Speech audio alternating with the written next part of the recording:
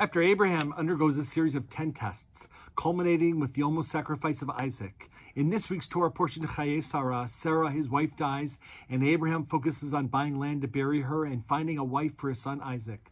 The two things that he needs to achieve to fulfill God's command, that his offspring will be as numerous as the stars in the heaven and the land that he walks will be his. He had achieved so much in the first 137 years of his life, and now it was time to enjoy the bonus years.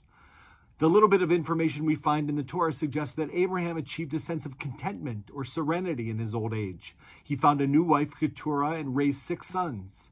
He remained in contact with his first 2 sons, Isaac and Ishmael, and upon his death, also in this week's Torah portion, the 2 of them ensured that he was properly buried in the cave of Machpelah next to Sarah.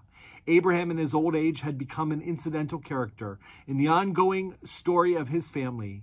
He no longer stood at the center stage. So much of our religious and spiritual life is spent engaged in the work of our community and our world. We perform mitzvot, we give tzedakah, we gather for prayer, we strive for tikkun olam, we work hard, we build families and communities. What are we to do when we no longer have to or sadly can no longer do this? Genesis chapter 24 introduces the story of Isaac's marriage, the last great event in Abraham's life, with the verse, "Now Abraham was old, well on in his years, and God had blessed Abraham with everything." What does it mean to be blessed with everything? Abraham had achieved enough maturity not to be ruled by his passions.